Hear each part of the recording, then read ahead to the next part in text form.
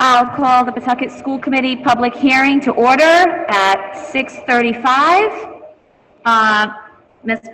Barber, you please take a roll call. Ms. Manolo? Here. Mr. Stabeno? Here.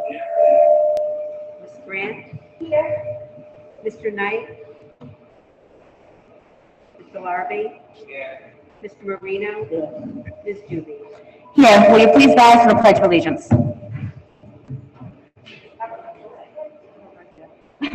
I pledge allegiance to the flag of the United States of America and to the republic for which it stands, one nation, under God, indivisible, with liberty and justice for all.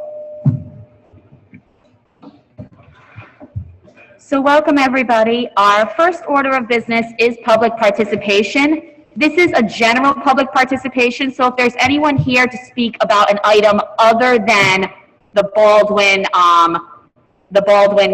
closing, this would be the moment. We have a public hearing to address all of the questions about Baldwin. No one has signed up for general public participation. So we will move on to the public hearing.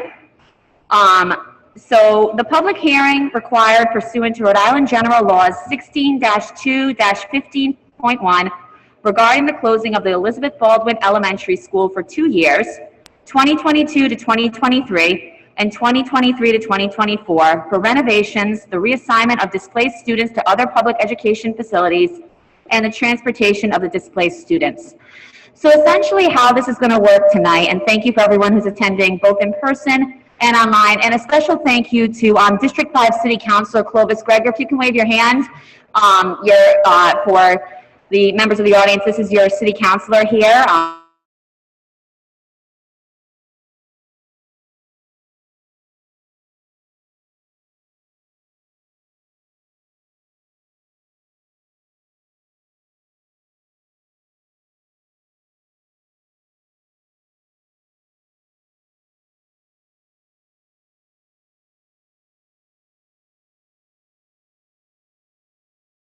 And both online and in person can at that point come to the podium or raise their hands online. I'd also like to mention that we have 2 interpreters here who, if anyone needs help either with their questions or just understanding what we are sharing today, they are here. And so can you please come up and introduce yourselves?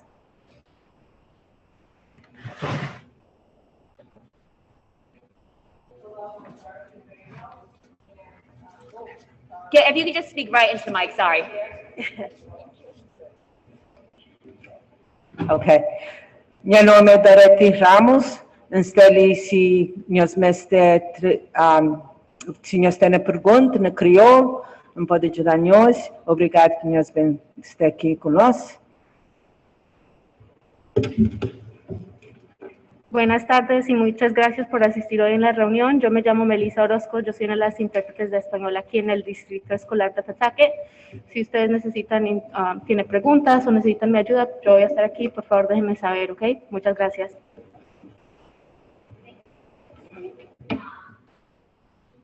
And at this point, I will turn it over to Dr. McWilliams, our superintendent, who will direct us through this presentation. Thank you. So good evening, everyone. First, I want to say it is wonderful to see so many of the Baldwin community, parents, students, and staff here this evening. This is really an exciting time.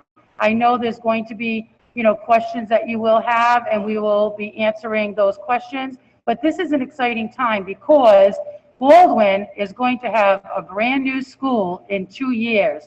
So that is really exciting, and that is due to the diligence and the hard work of those that you see here on the committee tonight, and also all of our city representatives and all the people that make Pawtucket so great. It's working together and investing in our facilities.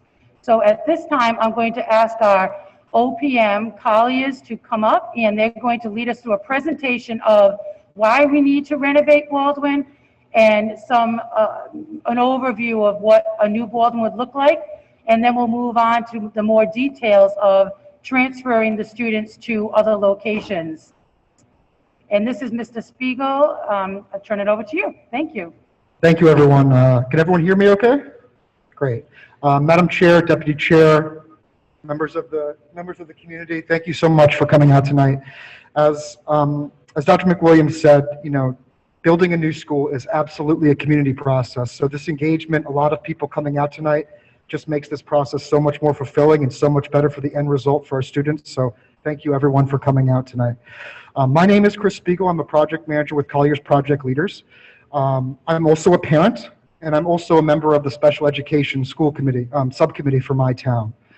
I'm very passionate about my work. I love my job, and I'm really excited to have this presentation tonight.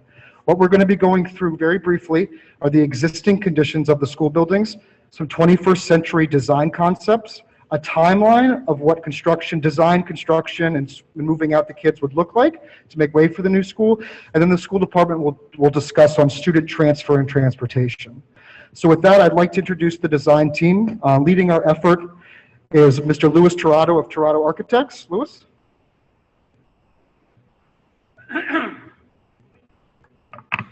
Good evening, everyone. It's great to be with you tonight. My name is Louis Tirado. I am president of Tirado Architects. With me is Robert Stack, the vice president of Tirado Architects, and Jonathan Levy. He is the lead designer for the project. What we're going to briefly show you tonight is some slides related to the existing site and the existing building, some aspirational images of 21st century learning spaces that Jonathan's firm has recently designed. And so with that, I'm going to turn it over to Robert Stack, who will start the presentation. Thank you. I just want to let the audience know, because I know we have a few people sitting over here, but there is a presentation that will be happening on this wall here. Okay, just so you know. So the slides will be here, and for everyone online, you can see the slides on the Zoom. Sorry. That's okay. Thank you very much for your time and attention, and thank you everyone for coming out tonight. Chris, if you could advance it a couple slides. Thank you. To next one. Next. Okay. Here you get a great overview of the site that shows you the existing 1962 building that we're in right now, this plus-shaped dark gray area, and the large 1974 addition here. And you can see that the building, although technically undersized for today's educational needs. Speak right into the mic, only it's hard with us with the blower, sorry. Sure. Okay, thanks. So I was pointing out the original 1962 building and the 1974 addition. Although the building is undersized for today's educational needs, because it's all on one level, the footprint is quite large for the site. So there's not a lot of outdoor space. And you can see the basic orientation. This is north and this is south. So the most of the sun is going to come from this side. Next, please. You can see that the building, like many of the post-war buildings that held the baby boomer generation, it has outlived its 50-year life cycle. Next, please. And because of the way that the building was constructed on the site, being on the different levels, the site appears to be flat, although it's a slight hill. And the building is actually at a couple different levels, even though it's all one story. And so there's not a lot of site space for play and for parking. Next, please. And you can see many of the architectural elements and features, the roof, the doors, the windows, the walls are all reached their end of their life cycle and need replacement. Next, please. As well as features of the interior, such as the lighting and different ways with security and entry and whatnot that are outdated. Next, please. But beyond just the actual construction and features, the spaces themselves are not the flexible, adaptable type spaces that you need in order to facilitate today's 21st century group-based education practices. Next, please. And a lot of the features, such as the plumbing and whatnot, is quite outdated and needs to be replaced. Next, please. Okay, so now I'm going to turn the presentation over to Jonathan Levy, and he is going to talk about the more aspirational things about what you can have with the new building. Thank you.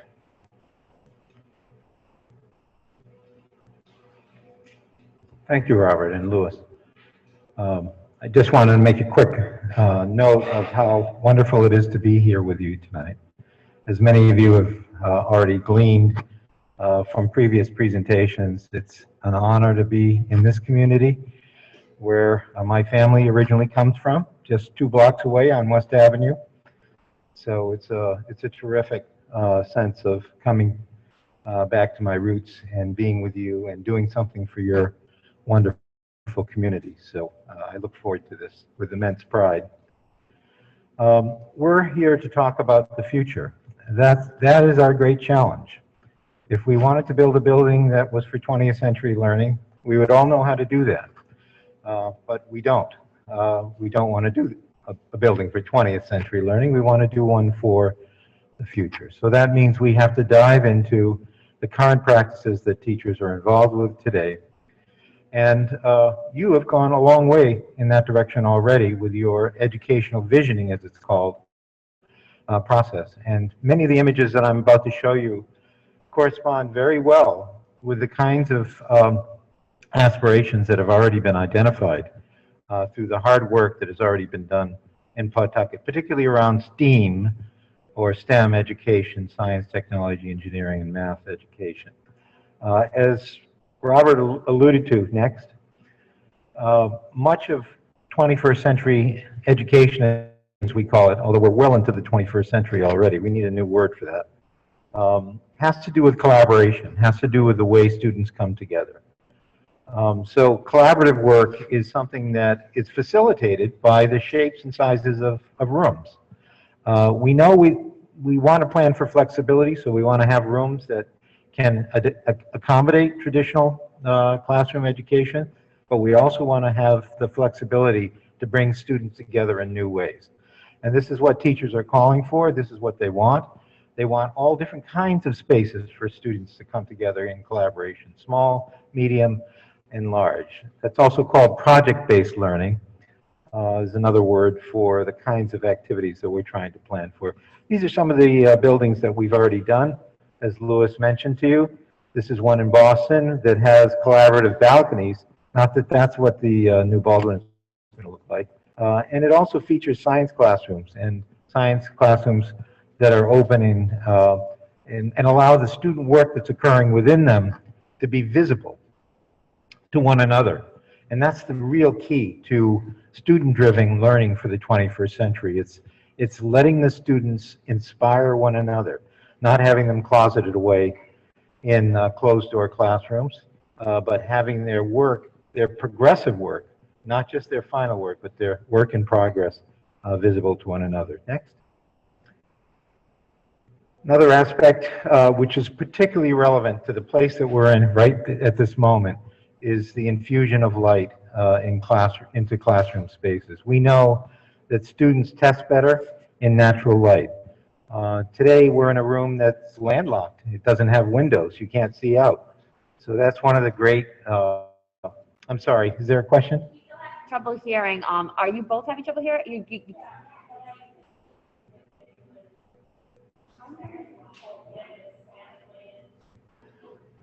It's the mechanical system.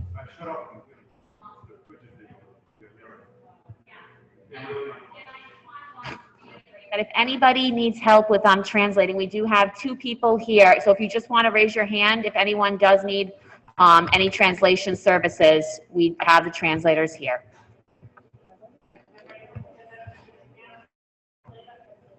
Okay.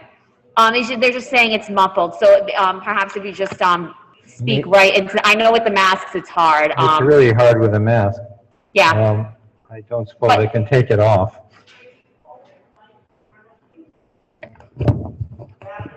Like that? Yes. Yeah. Yay! Okay. Good. Thank you for mentioning something about that. Let me continue by saying light is so important, and that's one of the real deficiencies of this building. There's not a lot of light. So kids are immediately handicapped by that. So we want a new building that's full of light. Next. And in a new building where academic community is front and center, where the media center is at the center of everything, where the learning and collaboration spaces aren't sequestered away, where they're in the center of everything. Next. And also a place where we can take advantage of every square foot, not just the spaces where there's furniture behind closed doors, but also in the corridors as well, making the learning happening everywhere and anywhere within the new school, and making a building that can do that is part of our challenge. Next. The classroom itself is an important part of 21st century learning. Why is that? Well, Rhode Island tells us that a classroom of today is much larger than the ones in the past. So that's one of the key issues. But then configuring that classroom so that it can really take advantage of its size. Why is it larger? It's larger because there are multiple activities occurring in it simultaneously. So making a classroom that can have 4 corners of learning is one of the things that we're going to be working towards. Next. And with flexible infrastructure. One of the things that we really know about this particular site is how challenged the kids are in terms of getting outdoors. Not only for recess, but wouldn't it be wonderful if classes could actually bridge to the outdoors during the shoulder seasons of spring and fall. So making a building that actually encloses with safety and gives shade to outdoor rooms, that's one of our goals. So that outdoor education can occur. And it's also an advantage in terms of bringing the community into the school. Next. And our final image is about the community itself. So this will be not only an asset for the kids, although primarily an asset for the kids, but also a great asset for the community. So making a new heart for the community, for your neighborhood, creating an open space that really feels like a park, that feels like a new space where people can come and gather together and have leisure time, walk their dogs. You know, there is a deficit of open space in this part of Pawtucket, so we'd like to help use this project as a way of addressing that concern as well. Next. Some of the specific features that we've already discussed, working together with your faculty and administration and in the district, are the idea of combinable classrooms with teacher planning spaces in between. You can see that here.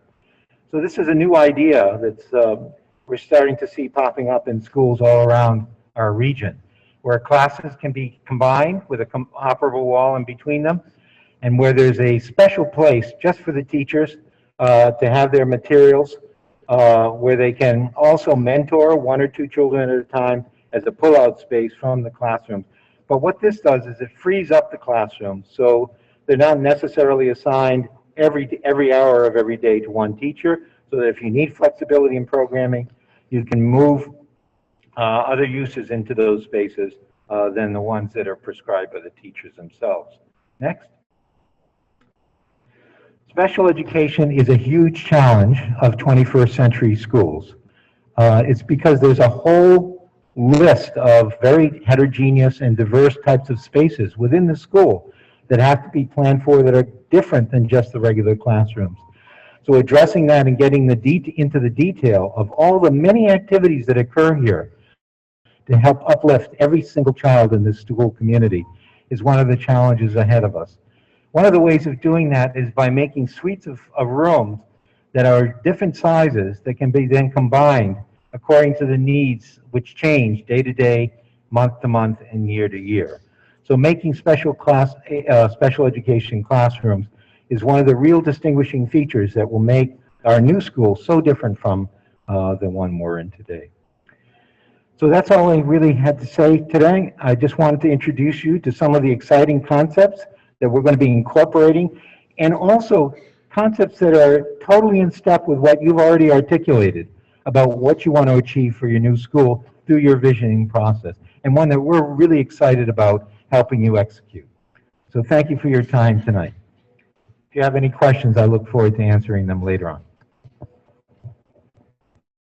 Thank you for sharing the visions of the ideas for the future school, and also the work you've done on other schools.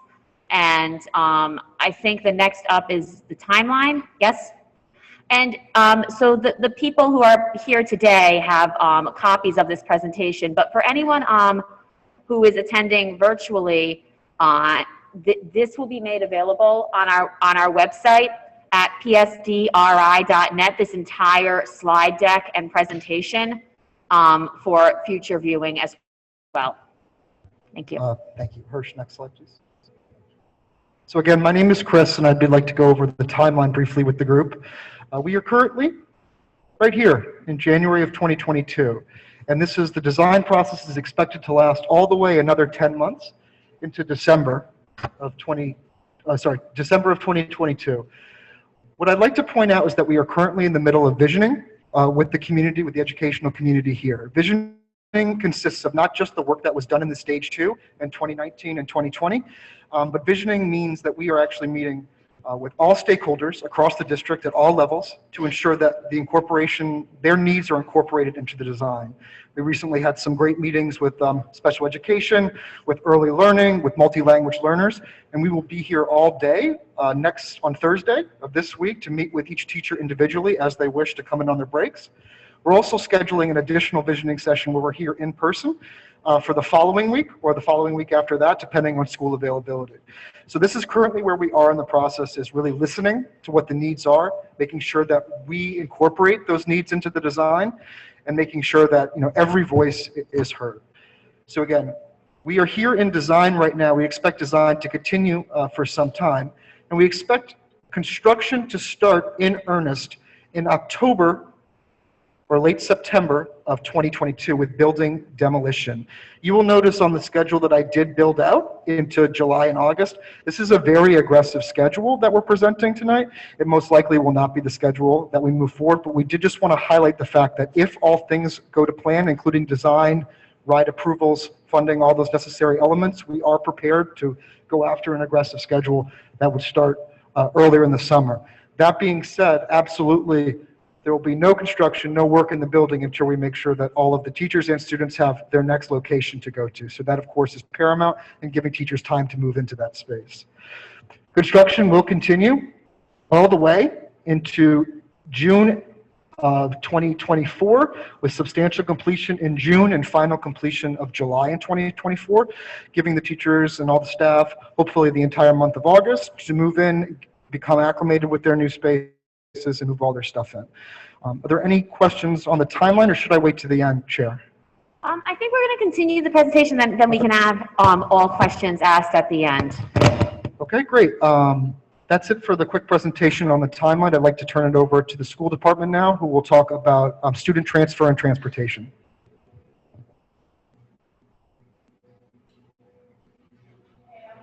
Ask Assistant Superintendent Ms. Ramsey and Director of Transportation Mrs. Cristino. They're going to share with us the registration, relocation, and transportation of the students. We do have, are you going to go into the sites? Lisa, Ms. Ramsey, you're going to go into the sites, right? The sites. The sites, the locations. Yes, ma'am. Yes. Okay, then I will let you speak to it. Good evening, Chairperson Doobie, school committee members. Thank you for having us this evening. Members of the Baldwin community, my name is Lisa Benedetti Ramsey. I'm one of the 2 assistant superintendents here in Pawtucket. Joining me this evening is Mrs. Lynn Cristino. She's the Director of Transportation and Registration for the Pawtucket School District. We were charged with figuring out where your children will be going. So, proposed student locations, we've given this a lot of thought.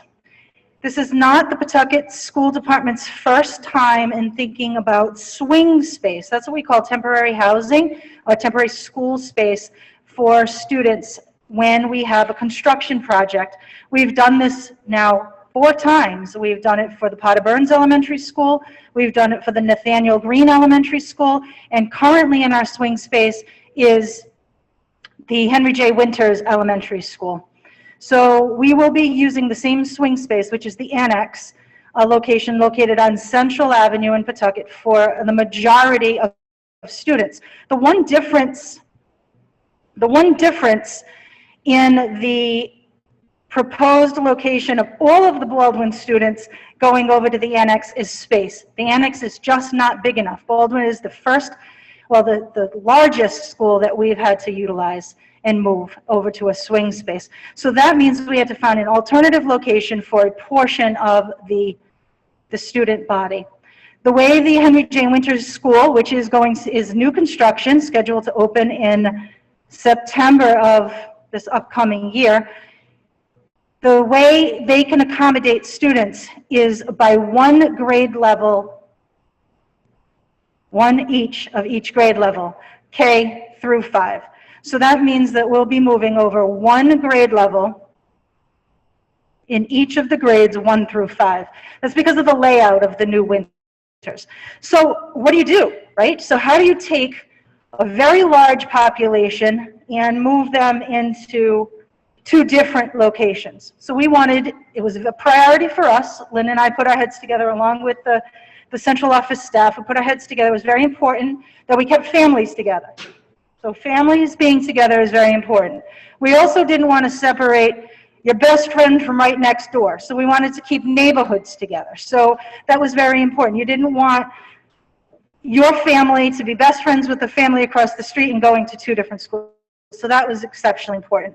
Busing, since we're always constantly thinking about registration and busing, we also want our bus routes to not be scattered. We don't want kiddos to be on the bus for an exceptionally long period of time, so we really wanted to clump that attendance area that we're moving over to the new Winters, and the program and population. So we have to consider what we can accommodate at both of the schools, and so our special education and English language learner students will be taken into consideration for programming.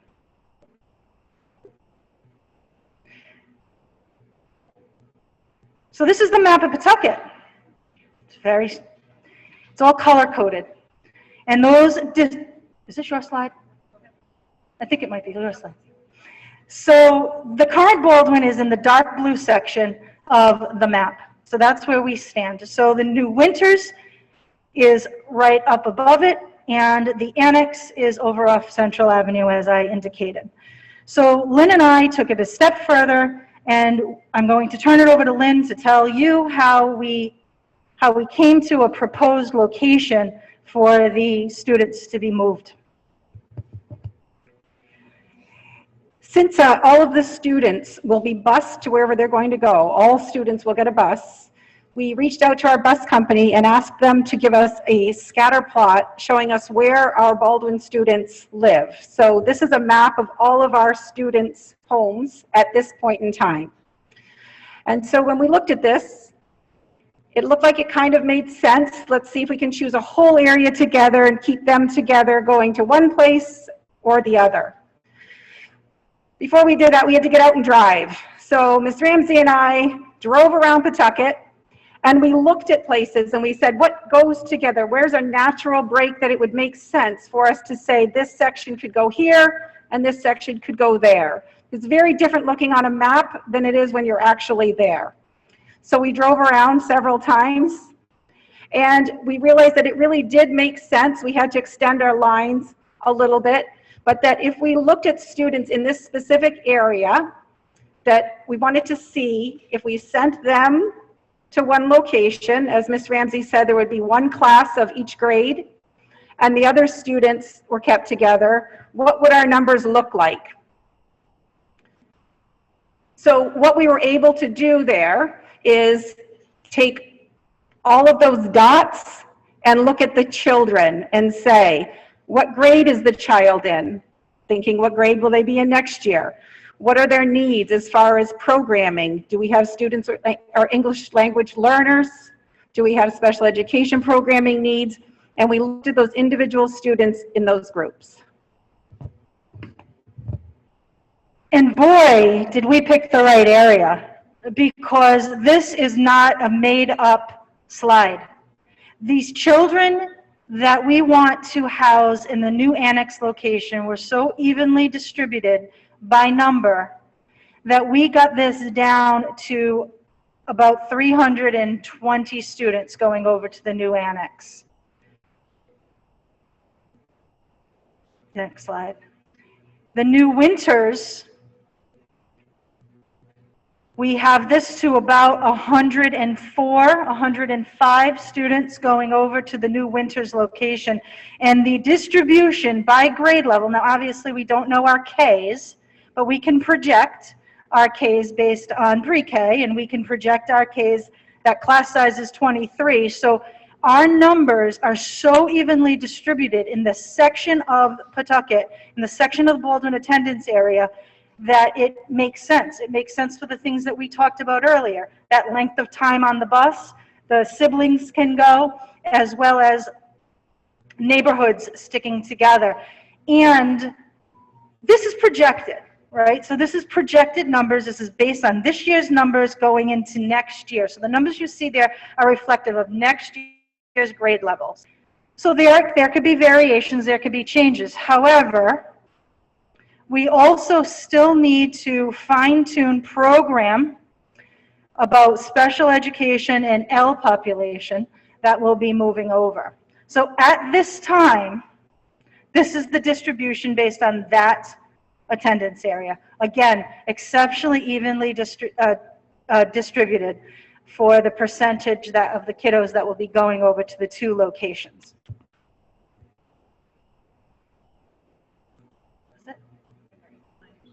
Oh, sorry, it looked like the same slide. So the English language services, so all our special populations. Now, does this mean that those are the only kids that we're going to go over to the new Winters versus the annex? No, because we need to fine tune some special programs. Special programs need to take priority, and special programs will take priority based on space and programmatic offerings. But for the most part, this is what we're looking for L services based on the projections. Some L services will go to the new Winters and some will go to the annex. Same thing with special ed. Some will go to the annex and some will go to the new Winters, and that will be clearly delineated as we go through. That is the conclusion of our presentation. Yeah. All right, so I want to thank Colliers and Toronto Architects and Architect Levi and our Assistant Superintendent and Director of Registration and Transportation, Mrs. Cristino. What I'd like to say is that now, once we know that the building is actually formally going to be closed, when that happens, we know that we still have work to do. And a lot of what we're sharing about vision and how we're going to be moving forward, that's when the work actually begins. So I wanted to make sure that, you know, those of you who are here this evening and listening online, that this is just the beginning, right? When Mr. Spiegel got up and he talked about the timeline of where we are in design, we're in the very beginning stages, and we have several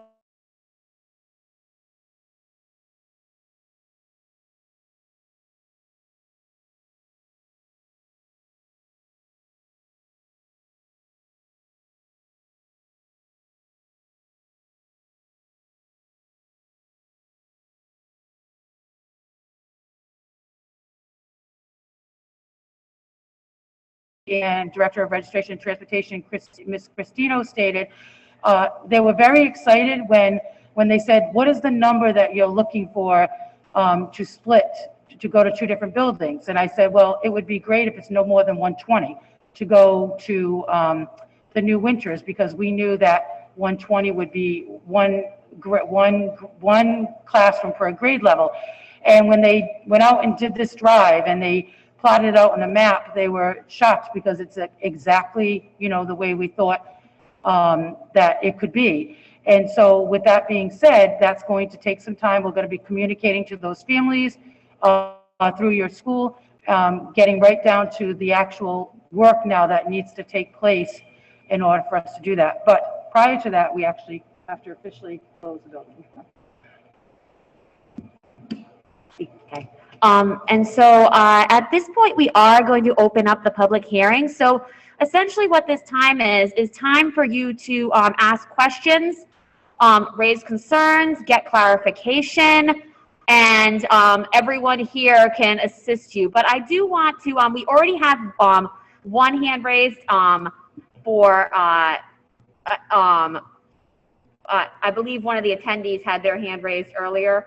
Mr. Cristino can verify. So we have one hand raised And just for the online participants, *9, if you are participating on a phone, *9 is how you virtually raise your hand. If you're participating on Zoom, you should see a raise hand on the bottom of the screen.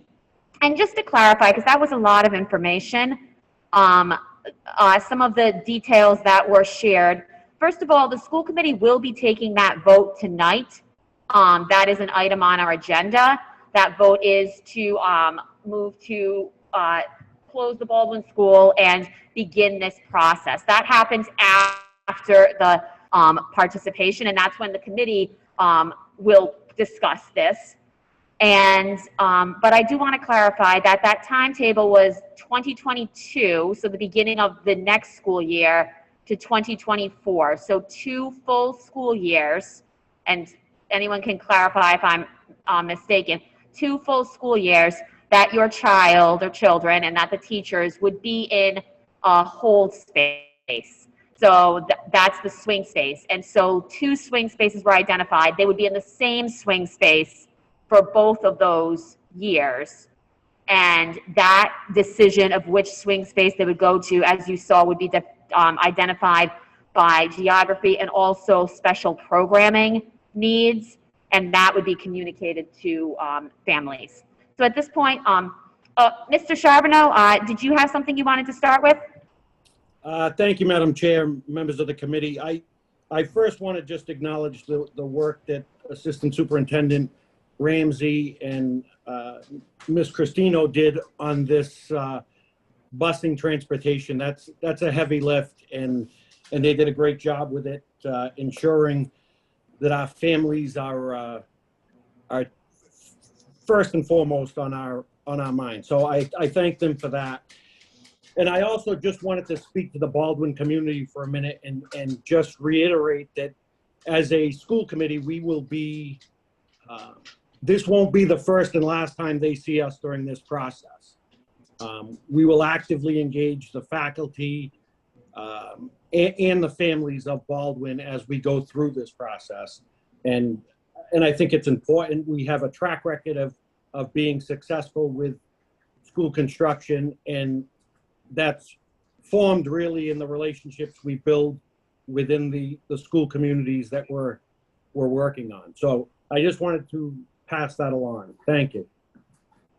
Thank you, Mr. Charbonneau. Mr. Charbonneau is the chair of our facilities subcommittee, so he will be closely monitoring and working with the community to ensure that this school is built and beautiful and the students are enjoying it as soon as possible. So at this point, I will go to, there was a hand raised,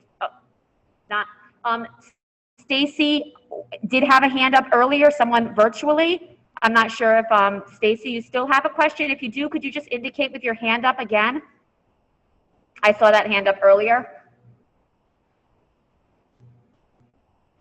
If you don't, that's okay, but feel free to put that hand up again, or for anyone online. If not, I'm gonna turn to the people in person. Yes, Ms. Grant.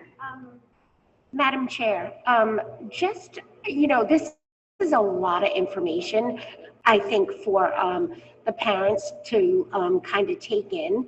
I know most of them might have some questions this evening, but if, they leave and kind of, think about it and maybe review some of the documentation that we have, is there any information we can give out to them that someone, a point person that they could reach out to with some of their inquiries?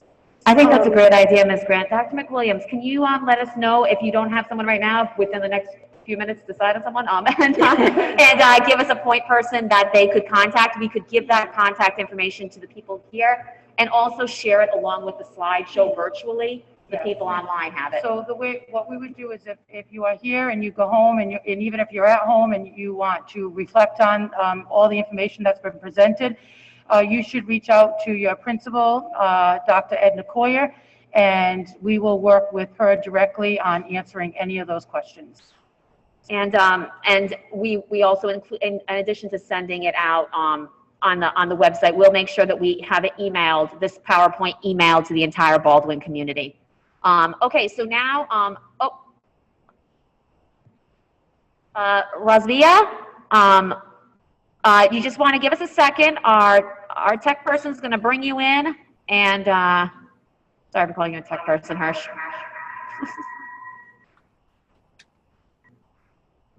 Okay, Razvia. Oh, good evening, everyone. So just want to clarify something. You guys said that there will be busing for all students, no matter how close they live to the new locations or the temporary locations. And then I don't know if Ms. Ramsey wants to add more, but yes, it was said that bus transportation will be provided for all students in the Baldwin community. And then you guys have a timeline of when the building and all this is going to take place, or at least that's what you guys are, anticipating. But when would parents, do you guys have a timeline for parents as to when we will formally be notified as to, yes, they are moving? And because for working parents, like, we have a lot of planning to do for every school year. So, I mean, at least on my end, I have to always, look for someone to drop off my kids or pick up, whatever the case is going to be. But if now busing is going to be in the picture, then I have to plan accordingly. So how much time are you guys anticipating for us to, be notified? Would it be by the end of the school year or more closer to the beginning of the next school year? So Ms. Ramsey, I know that you've been in contact with the bus company regarding the actual routes. Would you speak to that?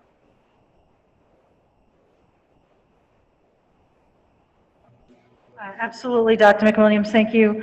So with regard to your question about busing, all Baldwin students will have the ability to be bused to their new location. If the school committee chooses and votes this evening to close the Baldwin location, then we will get working with the bus company to effectively and officially route the students based on our attendance areas and the special populations, and parents and families will be notified as soon as we have that information. Bus routes, however, while they're going to be preliminary within the next couple of months, do change, and they don't get finalized until later in the summertime. But we are going to do our best to get preliminary data, but all students will have the ability to get bused. So to clarify, Razvia and other people who might have this question, you're saying that within the next couple of months, parents are going to hear which location they are districted in, which location they're going to be going to. In general, that they are going to have a bus, and the projected general time for that bus, although it won't be finalized until the summer, the actual time, is that what you're saying? That is. So once the school committee votes this evening, and if the vote is to close Baldwin, then we will go forward with our projected attendance area students, and we can start notifying those attendance area students of who's going to the New Winters and who will be going to the annex. So that information can get out very, very quickly. In terms of the bus routes, first student is waiting for our go sign to do a preliminary routing in Versatrans. Versatrans is our bus routing system, and they can do a dry run, back end, pretend route, so we can get preliminary times, so we can think about how many buses we'll have on the roads and projected times for buses, so we can fine tune that. But official bus routes don't come out until the summertime. So just one more time, sorry. So, but before these students go home in June, all the parents will know what the general plan for their child is for next year, what school they'll be going to. 100%. 100%. Okay, Yes. thank you. And one more thing, thank you for Yes. clarifying that. One more thing, just I'm not sure if you could answer this yet, but are you guys looking into having site locations where the neighborhood will get together for one bus stop, or are they anticipating going house by house? We're just having someone come up now. So just to clarify, we do sometimes have what we call depot stops where the kids meet to get on the bus. I think that's what you're talking about. Yeah, Those are that's what I'm thinking. determined by safety issues. We have to make sure that there is some place that the kids can go to get on the bus, to make sure they're not crossing certain streets. So the bus company, as Ms. Ramsey was saying, they will start to look at where the kids are and where it makes most sense to make those stops so that there's as little travel for the kids to get to the stops as possible, but also to make it most efficient to get the kids to school quickly so they're not on the bus for a long time. So there are some times when it's based on a specific child's needs that there may be a bus that is going to the home. Those are very specific, certain instances. Other times the students will be meeting in one spot, and those will be determined by the actual students and again, the safety of those locations. Yeah, just to clarify for you, Razia, from that, that I think your question might have been, is everyone going to go to one spot and all get on a bus? And it's going to be traditional bus stops as we have with all of our other bus runs where, a student might go to the end of the block or, but there will be multiple stops and you won't need to get your child to, for instance, Baldwin to then have them all shuttled over. Okay, and my last question, just, Okay. well, not sure question or if you could clarify. So I have a preschooler.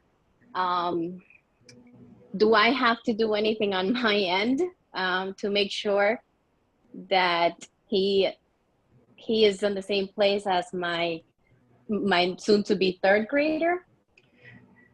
So your child who will be kindergarten next year. So the way we've done that is we are keeping families together. So the way we do it now, even if there is a reason that a child needs to go to a specific school for program needs, we always allow the siblings to go to that school. They have special permission to go with them to that school. We offer that to parents. Sometimes parents choose to do that or they choose not to do that. But we would, because your students are living in the same home, they would be going to the same location. If they were living in different homes, then you would be able to reach out to us, for special circumstances like that. Okay, and who would we reach to? Just, I mean, that's not my case, but I'm assuming there are parents out there that do have that scenario. Like, who would we reach? Directly to the department, the school department? We do have or information to... on our website, and soon we'll be starting our registration for next year. Actually, as a preschool parent, you'll be hearing soon just the transition over to K, but then we'll also be advertising for all of our other incoming kindergartners who may not be currently in a preschool program in Pawtucket. And we do have information. We'll make sure that it's on the website. Right now, what we do is based on address. That determines your school. As Ms. Ramsey showed in the beginning, the city is divided up between the 10 elementary schools. So when everyone registers, we automatically know by their address which school they would go to. So this will be kind of a subdivision that when a student comes in based on the street, we will know where to locate them. So we would already know where a sibling was and we would make sure we're putting them in the same location. Okay, that's all I have. Thank you so much for clarifying all my questions. Thank you so much for the excellent questions. Ms. Bonneau, you have a clarifying? I do. I have a question for either Ms. Christina or Mrs. Ramsey to explain about the GPS that we have on our buses. So the parents will be able to know. Or just to the community here, you would like us to explain the GPS? Yes. So we have an app through our bus company, which means that once you're assigned a bus number, so say we tell you you're on bus 22, you can go on the app and you can track the location of where your child is at all times on that app, and you can set alerts on your phone. So when your bus, again, go with 22, 22 enters, say within 2 minutes or 5 minutes of your home, it can send you a text message. So you're always knowing if the bus is late, if the bus is early. We always, and we'll communicate this very, very clearly because many of the Baldwin community aren't bused. They're neighborhood walking schools. So busing could be very new to the Baldwin area. So we'll communicate how busing works, like to get to the bus stop a little bit early in the morning, give the bus drivers and monitors a little time to get to know your child, get to know the routes that they're on. But we'll also tell you that First View will be up and running from I think the very first day. It's new, so I don't know if it's up and running from the very first day, but I assume it would be, that you can track the assigned bus throughout the city when it picks up at the annex, all the way over to see where it's coming to your bus stop. Did that answer your question, Mrs. Manola? Ms. Ramsey and Ms. Cristino, is it possible for you and Dr. McWilliams to coordinate with Ms. Koya, Dr. Koya, to have an informational session for parents as we get closer to the end of the school year about the busing, about transportation, about the app, and like you said, many students don't currently ride the bus, and this would help them better understand it? That's a fantastic idea, and I think that's something that we can absolutely coordinate here at the school. Wonderful, thank you. Ms. Gail Allers, who is a great supporter of our Baldwin community, you have a question? So if you just come up to the mic so the online community can hear you. Sorry. Hello? We can hear you. Thanks, Gail. Can you hear me? All right, so thank you to this wonderful community for all you do and coming together. And I do have 4 questions, actually. So in the work that I've been doing here over the past 5 years with the community, one of the things that I've would like to see if you are investing into this building is having a digital board to communicate with parents, because it needs to be trilingual, and a lot of the way that there is no way for people who read Portuguese or Spanish to know what's happening easily. And that technology is that small amount of budget has always been put to the side, and I really think that that would be very important for community engagement and helping the families know what's going on. So that's 1. 2, in speaking to a lot of the families, and I know that this is not a school issue, it is a city issue, but I want to raise it as we're talking about this area and changing things, is that they've been very concerned with the speed of cars, and a lot of parents had said that they would like to have some kind of a speed bump out on the main road because people drive too quickly down this street. The next 2 items are my guard. 2 years of my blood, sweat, and tears went into the pollinator garden that is in the front. And my first take on the design is that that will be demolished. So not that it's federally funded, but so I would like to be involved in knowing, because I don't want to see all of those stones being thrown into a dumpster and carted away, because it's $5,000 worth of stones and I raised that money.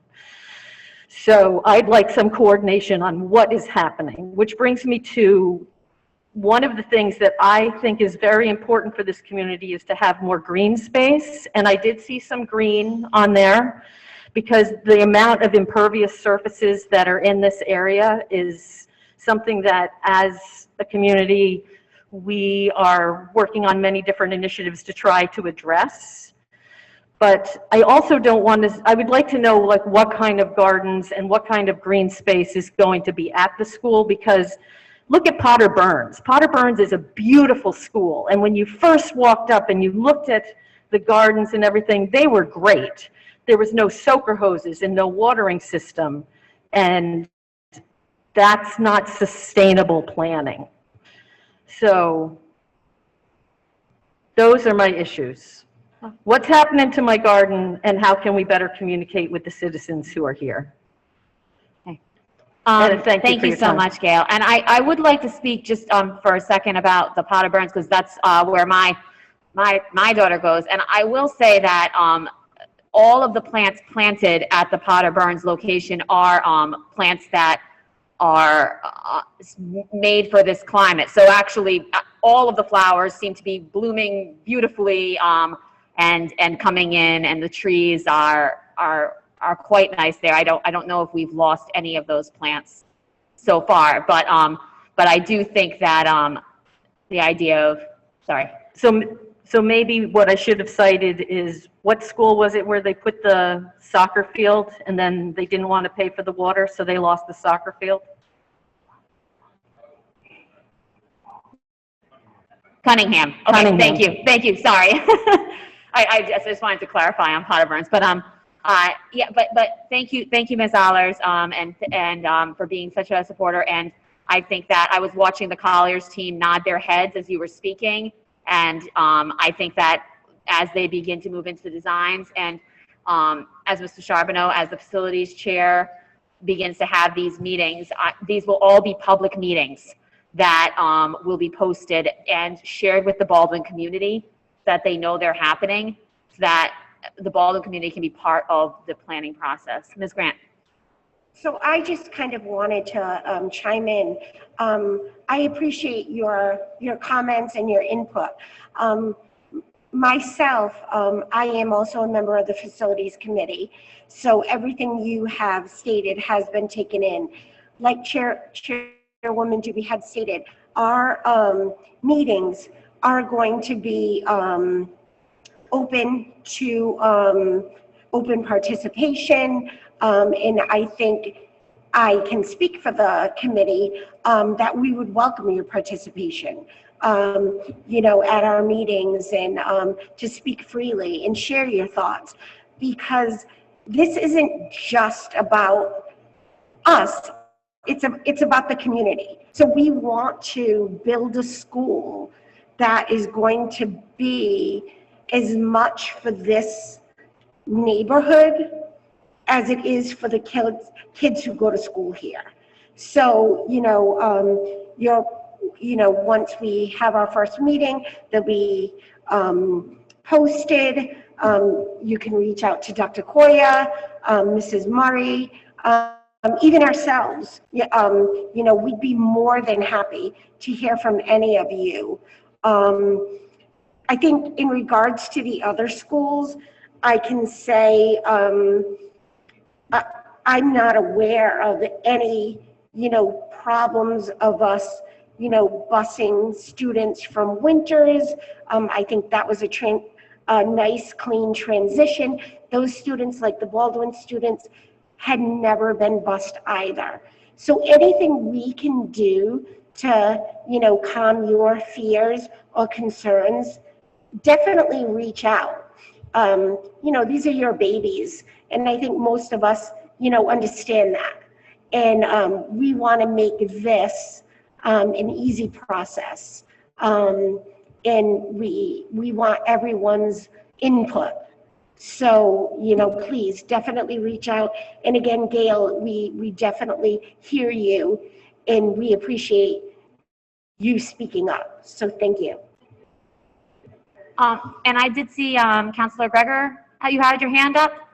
We'd love to have you come. Would you like to come up and either share comments or questions or concerns? It's a little bit of both. Just, I think only for us, if you can hold the mic or at least speak just like directly into it. Thank you. First of all, I just want to say thank you to Superintendent McWilliams, the school committee, and everyone putting the logistics with the transportation. I know this is a big undertaking. So, I mean, I, for one, am extremely excited that the children of the 5th District here are finally going to be provided with an opportunity to have, as the Korea team suggested, a 21st century educational learning for both the teachers as well as the students. So, so again, I'm very excited about that, and I can't wait to see the new school, the designs. As Gail pointed out, green space is something that's definitely lacking in this district. So that would be of equally, if not greater, concern to me in terms of how the design is implemented. And also, as she pointed out, it's not just about developing the green space, but it's also about maintaining and preserving it. So, you know, I'm hoping that there's going to be provisions put in place in terms of the upkeep and the watering and all of those, so that it remains for years to come, so the students can enjoy that in the community.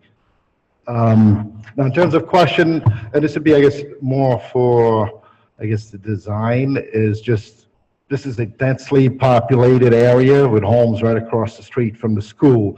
So I'm not sure what sort of provision is going to be implemented to ensure that any environmental impact in terms of dust from demolition, so forth, the homes and the residents are essentially shielded from that, from those kinds of things. So that's one. And really, also if there's going to be any, priorities being given to residents of the area in terms of any construction jobs and so forth during the 2-year construction. And again, thank you very much. Okay. Thank you, Councilor Gregor. And I do think, as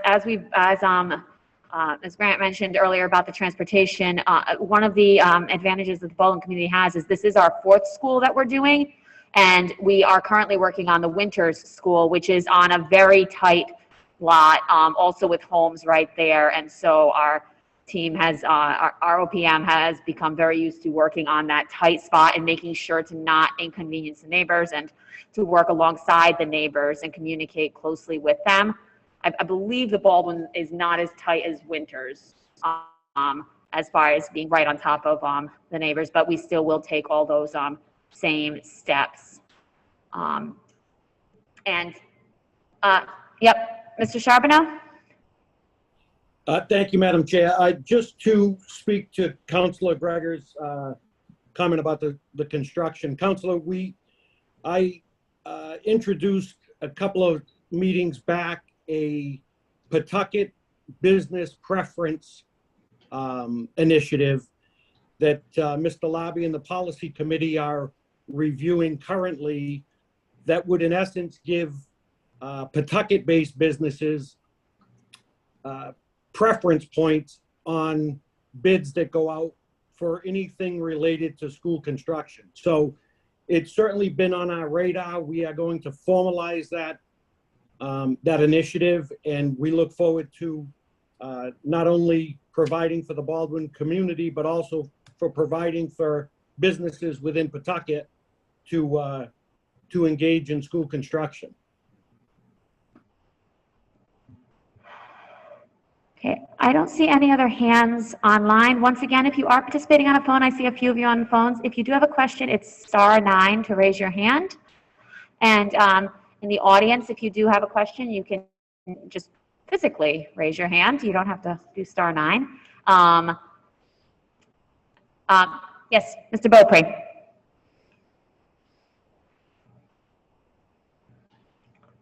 Good evening, Chairperson Doobie, members of the school committee, Superintendent McWilliams. My name is Ron Beaupre. I'm president of the Pawtucket Teachers Alliance. I represent the fine faculty here that teaches in this school building. I come before you tonight excited. I began my career in Pawtucket right here in this building. 24 years ago, I taught in 5 classrooms right here in this school, both in the old wing and the new wing, 1974. I also come somewhat concerned. This school has the largest elementary school faculty in the district. Yet, at this juncture, there has been minimal conversation with the members of this faculty about the construction of this building. I appreciate the fact that this Thursday, faculty will have 40 minutes of their planning time to meet with members of the architect's staff to discuss their concerns, their questions, their ideas. Dr. Brad Johnson said just the other day, no one knows the educational needs of students better than those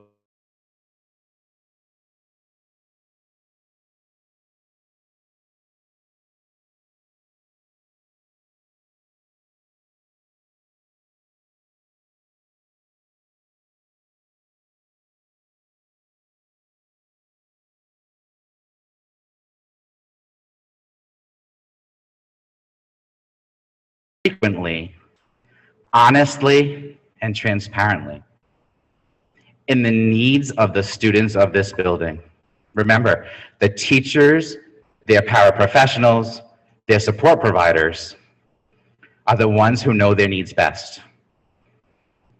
So I would ask this committee to ensure that the members of the faculty are directly engaged frequently, transparently, and honestly, not just 40 minutes of a planning period at the beginning stages of this design. Thank you. Wonderful. Thank you so much, Mr. Beaupre, and to all your members who are going to be going on this journey with us. Just as our members, I see people from Nat Green who have gone through this, and I know that this is both an exciting but also a difficult time for our teachers as they shift to a different school and the excitement builds to come back to their new school.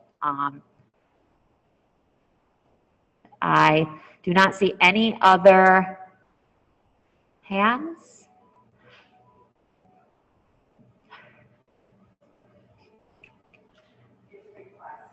Okay. This is very personal and near and dear to me, and I'm going to get emotional. I came here as a student. I was part of the addition in '74.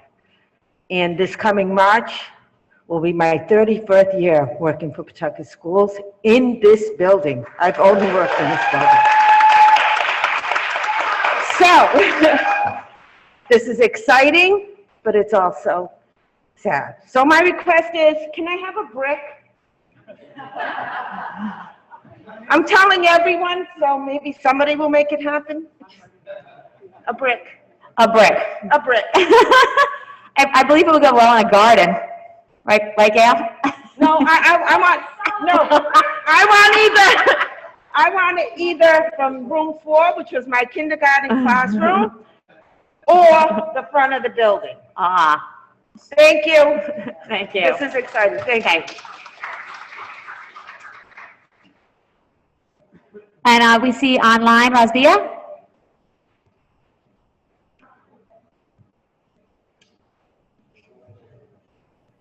Hi, me again. Sorry, something came to my mind as I was hearing everyone. It was mentioned during the presentation that the new building is going to be more to the 21st century, but it did not go in, I don't think, the presentation, and I don't know if you guys can yet, but I think as parents, we would like to also know what this new vision really is going to look like. What are the classrooms going to really have? What's going to be better for our children? Like, will parents have any say in that, aside from teachers? Or like, will parents be involved, or at least not maybe to give opinions, because obviously you guys can't take everyone's opinion, but more to keep us up to date as to what the project is looking and how the vision is actually turning out to be. Thank you, Razbia. Sorry. Thank you, Razbia. And that's an excellent question. And for everyone here, you are here because you know, you're interested and you want to know more about the school, both the next couple of years, but also the school that eventually will be here. And as Mr. Beaupre said, that process to build this school has to be a collaborative process. The people sitting up here cannot be the ones dictating what that school looks like. It has to be the parents and the educators who know how their children and how their students learn best, who really are in on that visioning. And Mr. Charbonneau is our facilities chair, and he's a seasoned facilities chair. He will look to make sure that those meetings are shared with the Baldwin community when they happen. And there, as with our other schools that we've done, as drawings become available, even if you go to the website now, you will see an actual walkthrough of what the future winter school will look like. That was done even before the you know, first building was done. So similar to that, the Baldwin community will have a full visioning available to them. The winters one is a beautiful video that you can look at, and that will be shared. But obviously, getting to that vision has to be a collaborative process, and one that there will be meetings that you can come to and share your thoughts on during those meetings.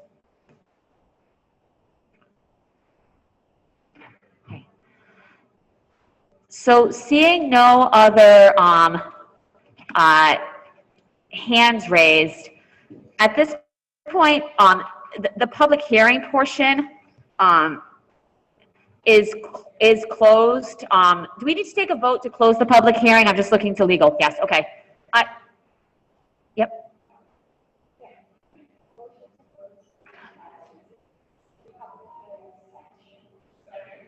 There's been a motion to close the public hearing session by Ms. Grant. It's been seconded by Ms. Bonolo and Mr. Larrabee. Is there any discussion? All those in favor? Aye. Aye. Opposed? The motion carries 6-0. So we will now move to new business action discussion item, the temporary closure of Elizabeth Baldwin Elementary School. There's been a motion to approve. There's been a motion to approve the temporary closure of Elizabeth Baldwin Elementary School by Mr. Marino. It's been seconded by Ms. Grant. Is there any discussion on this item? Mr. Larrabee. State that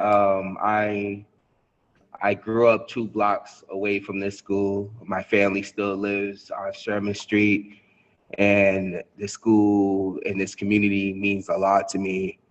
I'm extremely excited to see that this will become a state-of-the-art school right here in this Woodlawn community.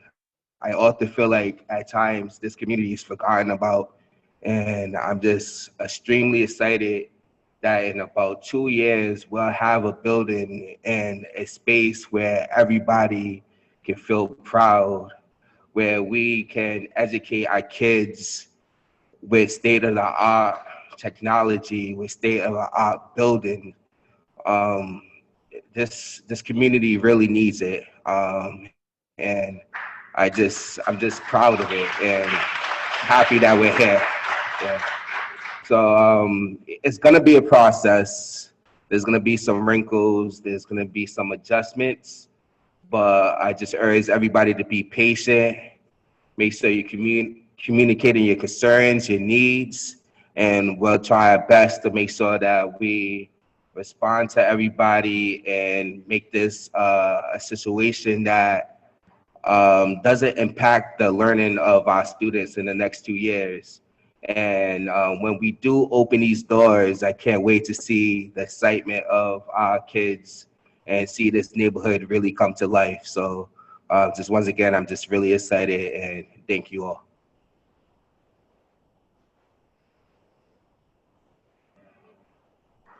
Thank you, Mr. Larrabee. I see no other comments from our school committee. There's been a motion. It's been seconded. Ms. Barber, will you please take a roll call vote? Ms. Bonolo? Yes. Mr. Charbonneau? Yes. Ms. Grant? Yes. Mr. Knight? Ms. Larrabee? Yes. Mr. Marino? Yes. Ms. Dubey? Yes. The motion carries 6-0. There's been a motion to adjourn by Mr. Larrabee. It's been seconded by everybody else at the table. All those in favor? Aye. Aye. Opposed? Okay, the motion carries. At this point, we are adjourned, but if you might have been someone who's like, I do have a question, but I don't really like to get up to a mic. You saw the people who just spoke. We'll be here for a few more minutes, or as long as we need to be to answer questions. I'm sure I'm seeing our superintendent nod. I can see the people from Collier's nodding, so they're all indicating that, although I just volunteered them, that if you do have some questions that you just weren't really comfortable speaking at the mic about, you definitely can do that. And for all of our online listeners, Dr. Koya, if you do email her, she can direct you to the people who can give you the answers if you have them. And thank you so much. We are adjourned as of 7:49.